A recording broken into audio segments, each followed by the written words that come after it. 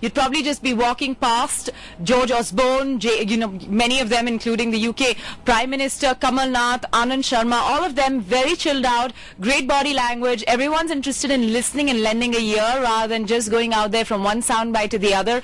Get to the coffee machine, catch up with the bankers who matter, who are cutting the deals. Of course, most of them are not all the time in between the Congress Centre. A lot is happening outside the Congress Centre. They've flown in the investment banking teams, the deal cutters, the CEOs who are sitting in smaller rooms, practically booked out the entire place in terms of hotels and making smaller effort towards what could be a big story for them in the years ahead. So when they say this is a great place to network, yes it is certainly, but it's also a fantastic place to just soak in, get the information, absorb what everyone who really is the person you see on television every day matters. As one passersby told me just in the last 24 hours, sometimes when you're in Davos it feels like you're sitting inside a television screen because 99% of the people that you see every day on TV, you're suddenly a part of that entire melee.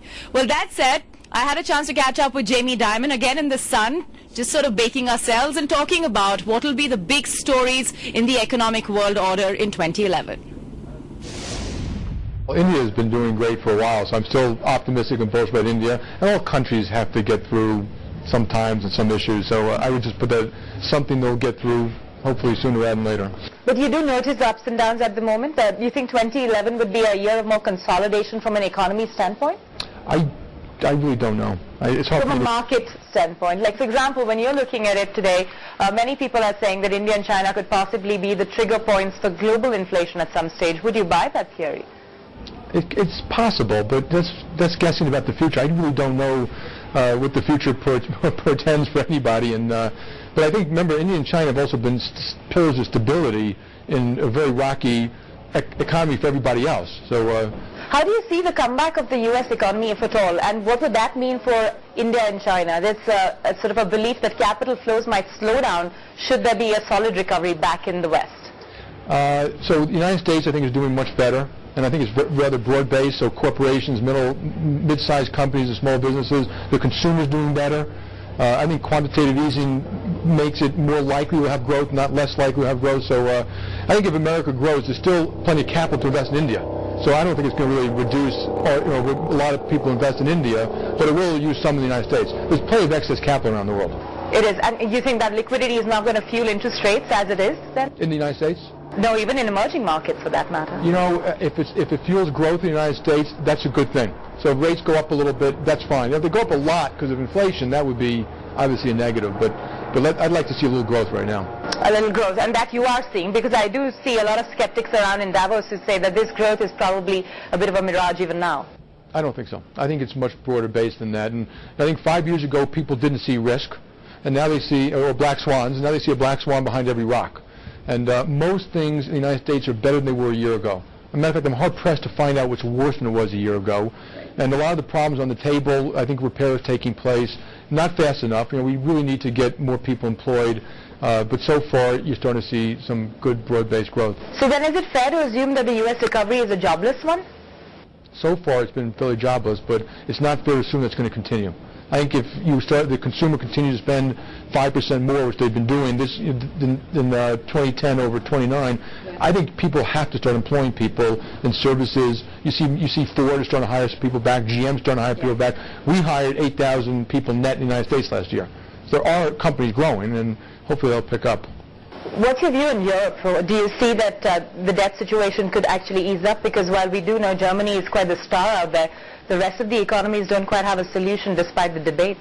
Yeah, so, clearly there are issues, but I think what you should really look at is the absolute devotion that the politicians and the regulators have to getting past this problem. And so every time something's come up, they've actually fixed it. So I think they are going to fix it, and they're going to muddle through it. It's going to take a little bit more time. And Europe also has had growth throughout all of that. Now, it was mostly driven by Germany, but so they're stronger than people thought, and I think they'll get through this problem, and I think that'll be good for everybody.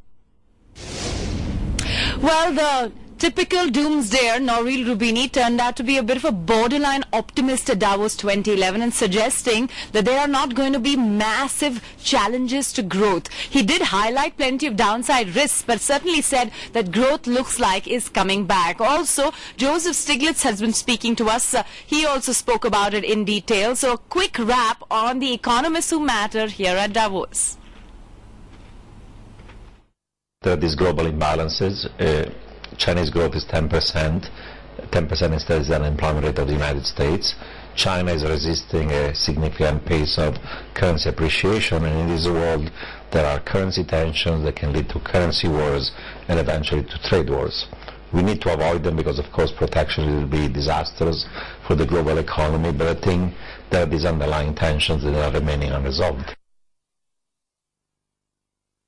What I see is the policy of quantitative easing, which is pushing money to emerging markets, is likely to continue.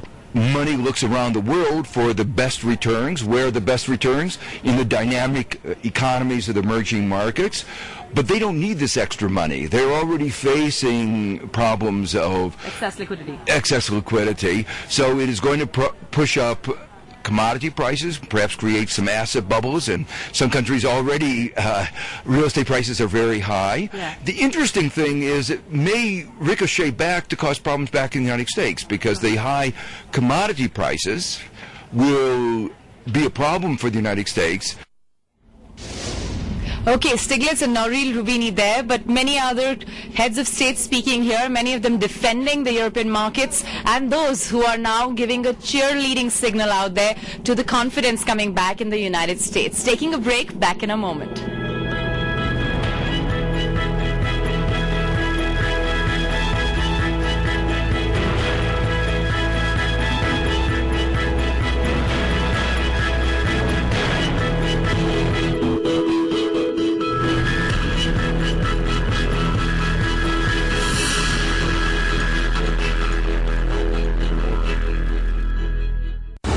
This show brought to you by Yes Bank. Say yes to growth.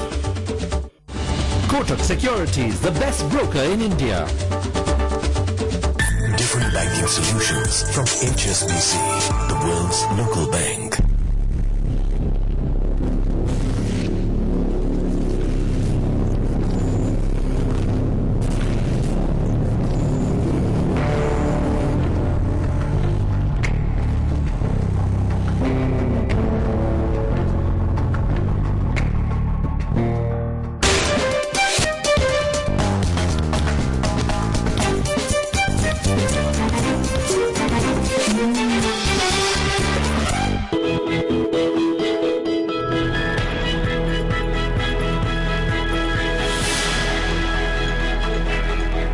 Davos